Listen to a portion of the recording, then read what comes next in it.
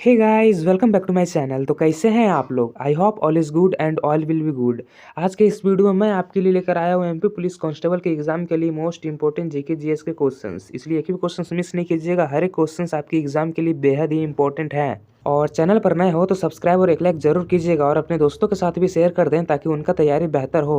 तो बिना देर किए आपका पहला प्रश्न शुरू करते हैं। मध्य प्रदेश का किस जिला सोया उत्पादन के लिए प्रसिद्ध है?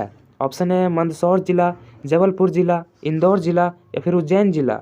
इसका सही आंसर हो जाएगा ऑप्शन नंबर डी, उज्जैन जिला। मध्य प्रदेश का उज्जैन जिला सोया उत्पादन के लिए प्रसिद्ध है, याद में रख लीजिएगा, आपके एग्जाम में पूछ सकते हैं। अगला प्रश्न है, शेरशाह सूरी की मृत्यु कहाँ हुई थी? इसका सही आंसर हो जाएगा ऑप्शन नंबर बी, कालिंजर में। कालिंजर में शेरशाह सूरी की मृत्यु हुई थी। अगला प्रश्न है, भारत का पहला महिला गृह मंत्री कौन थी? इसका सही आंसर हो जाएगा ऑप्शन नंबर ए, इंदिरा गांधी। इंदिरा गांधी भारत का पहला महिला गृह मंत्री थी। अगला प्रश्न है, मध्य प्रदेश में ओंकारेश्वर बांध किस नदी पर है? ऑप्शन है चंबल नदी पर, बेतवा नदी पर, नर्मदा नदी पर या फिर केन नदी पर। इसका सही आंसर हो जाएगा ऑप्शन नंबर सी, नर्मदा नदी पर। मध्य प्रदेश में ओंकारेश्वर बांध नर्मदा नदी पर है। अगला प्रश्न है, भारत में नोट छापने की सबसे बड़ी प्रेस कहाँ स्थित है? इसका सही आंसर हो जाएगा ऑप्शन नंबर बी, देवास में। अगला प्रश्न है, भारत का पहला भाषीय राज्य कौन सा था? इसका सही आंसर हो जाएगा ऑप्शन नंबर ए, आंध्र प्रदेश। अगला प्रश्न है, कुतुब मीनार किस शासक ने बनवाना शुरू किया था? इसका सही आंसर हो जाएगा option number A, Qutbuddin Aibak ने। कुतुब मीनार कुतुबुद्दीन ऐबक शासक ने बनवाना शुरू किया था। अगला प्रश्न है, भारत का राष्ट्रीय पंचांग क्या कहलाता है? इसका सही आंसर हो जाएगा ऑप्शन नंबर बी, शक संवत।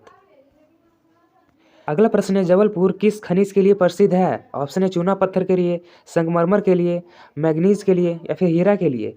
इसका सही आंसर हो जाएगा ऑप्शन नंबर बी, संगमरमर के लिए। अगला प्रश्न है, भारत की पहली महिला राष्ट्रपति कौन थी? इस सवाल का जवाब आप कमेंट में देकर बताइए। अगला प्रश्न है, राष्ट्रीय आय का आकलन कौन करता है? इसका सही आंसर हो जाएगा ऑप्शन नंबर सी, केंद्रीय सांख्यिकी संगठन। अगला प्रश्न है, राजा राममोहन राय ने किसकी स्थापना की थी? इसका सही आंसर हो जाएगा ऑप्शन नंबर बी, ब्रह्म समाज की। राजा राममोहन राय ने ब्रह्म समाज की स्थापना की थी। अगला प्रश्न है, मध्य प्रदेश का सबसे ठंडा स्थान कौन सा है? इसका सही आंसर हो जाएगा option number C, Pachmarhi. Pachmarhi Madhya Pradesh का सबसे ठंडा स्थान है।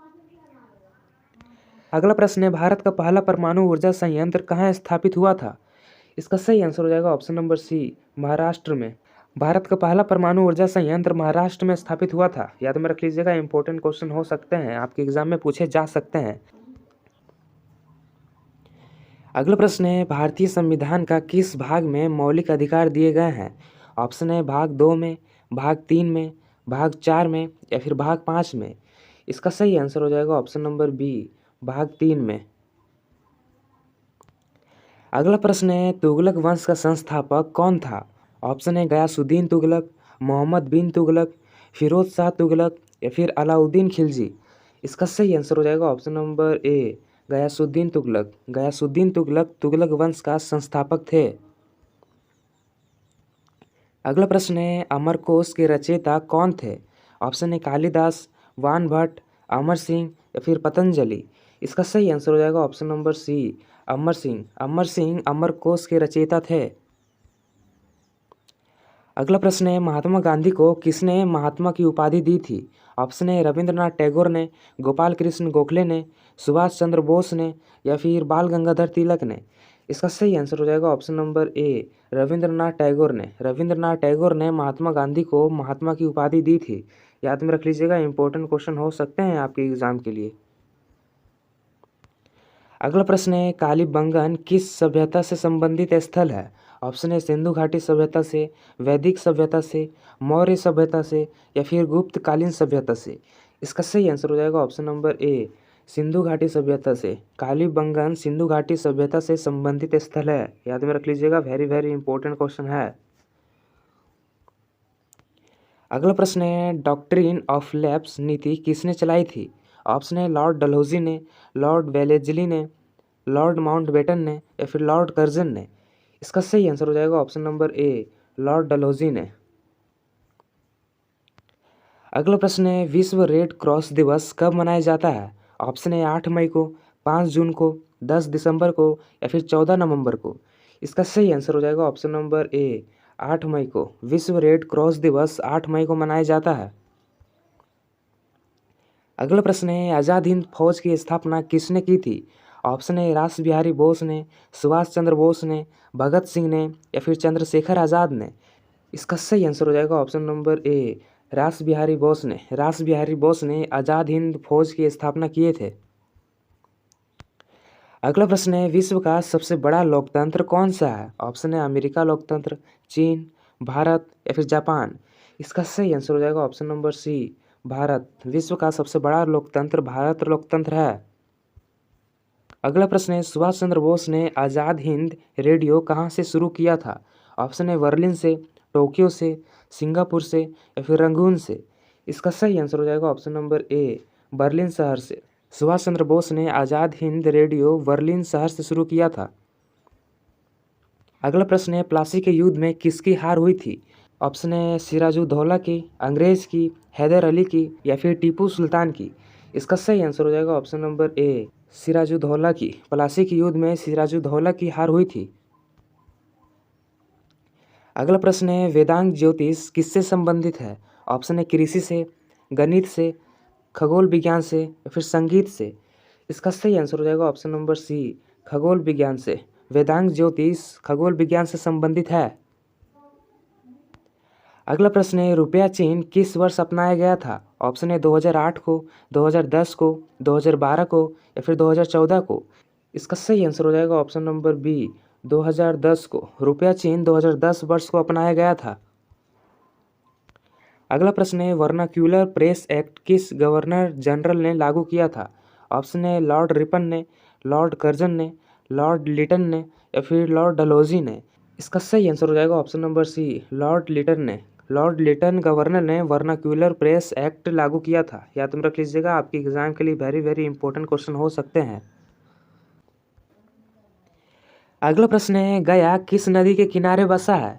ऑप्शन है गंगा नदी के किनारे, फल्गु नदी के किनारे, गंडक नदी के किनारे या फिर सोन नदी के किनारे। इसका सही आंसर हो जाएगा ऑप्शन नंबर बी, फल्गु नदी के किनारे। गया फल्गु नदी के किनारे बसा है। अगला प्रश्न है, तक्षशिला विश्वविद्यालय किस देश में स्थित था? ऑप्शन है भारत में, पाकिस्तान में, नेपाल में या फिर अफगानिस्तान में। इसका सही आंसर हो जाएगा ऑप्शन नंबर बी, पाकिस्तान देश में। तक्षशिला विश्वविद्यालय पाकिस्तान देश में स्थित था।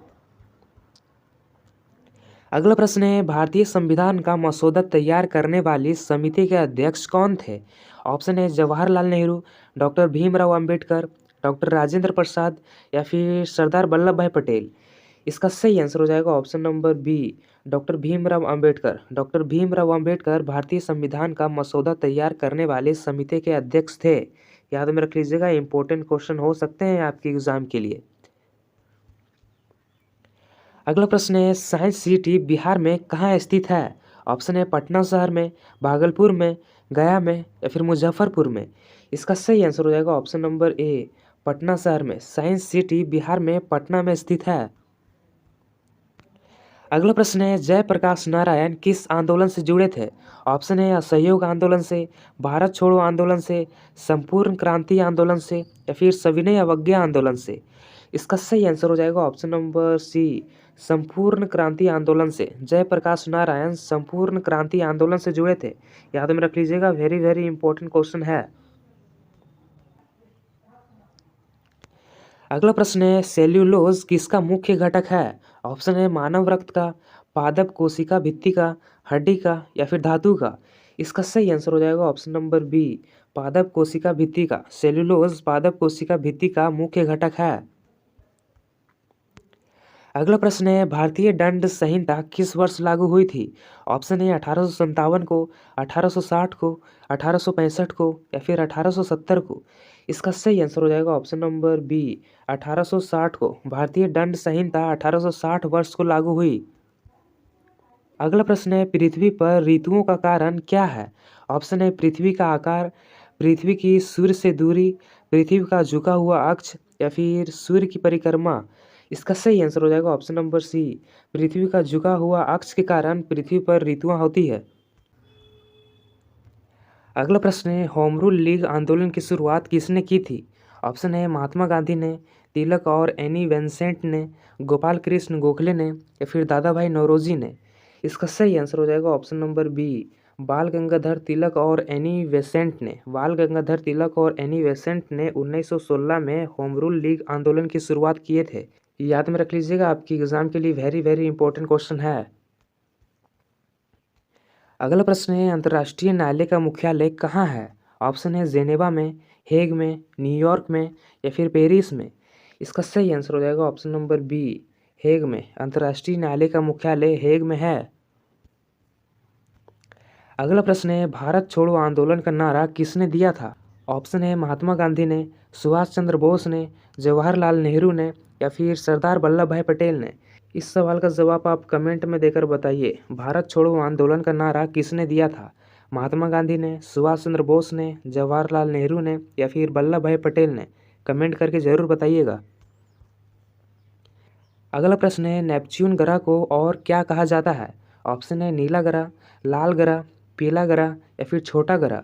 इसका सही आंसर हो जाएगा ऑप्शन नंबर ए, नीला ग्रह। नेपच्यून ग्रह को नीला ग्रह भी कहा जाता है। अगला प्रश्न है, फिल्म फेयर पुरस्कार किस क्षेत्र में दिया जाता है? ऑप्शन है साहित्य क्षेत्र में, पत्रकारिता क्षेत्र में, सिनेमा में या फिर खेल में। इसका सही आंसर हो जाएगा ऑप्शन नंबर सी, सिनेमा क्षेत्र में। फिल्म फेयर पुरस्कार सिनेमा क्षेत्र में दिया जाता है। अगला प्रश्न है, ऑपरेशन ब्लू स्टार कब हुआ था? ऑप्शन है 1979 को, 1980 को, 1982 को या फिर 1984 को। इसका सही आंसर हो जाएगा ऑप्शन नंबर डी, 1984 को। 1 जून 1984 को ऑपरेशन ब्लू स्टार हुआ था। याद में रख लीजिएगा, इंपॉर्टेंट क्वेश्चन हो सकते हैं आपके एग्जाम के लिए। अगला प्रश्न है, राष्ट्रपति को हटाने की प्रक्रिया किस अनुच्छेद में है? ऑप्शन है अनुच्छेद 50 में, अनुच्छेद 56 में, अनुच्छेद 61 में या फिर अनुच्छेद 63 में। इसका सही आंसर हो जाएगा ऑप्शन नंबर सी, अनुच्छेद 61 में। राष्ट्रपति को हटाने की प्रक्रिया अनुच्छेद 61 में है। अगला प्रश्न है, विश्व व्यापार संगठन की स्थापना कब हुई थी? ऑप्शन है 1985 को, 1991 को, 1995 को या फिर 2001 को। इसका सही आंसर हो जाएगा ऑप्शन नंबर सी, 1995 को। 1 जनवरी 1995 को विश्व व्यापार संगठन की स्थापना हुई थी। अगला प्रश्न है, राष्ट्रीय आपातकाल पहली बार कब लगाया गया था? ऑप्शन है 1962 को, 1965 को, 1971 को या फिर 1975 को। इसका सही आंसर हो जाएगा ऑप्शन नंबर ए, 1962 को। 26 अक्टूबर 1962 को राष्ट्रीय आपातकाल पहली बार लगाया गया था। याद में रख लीजिएगा, इंपॉर्टेंट क्वेश्चन है। अगला प्रश्न है, बहावी आंदोलन किस धर्म से जुड़ा है? ऑप्शन है हिंदू धर्म से, बौद्ध धर्म से, इस्लाम धर्म से या फिर जैन धर्म से।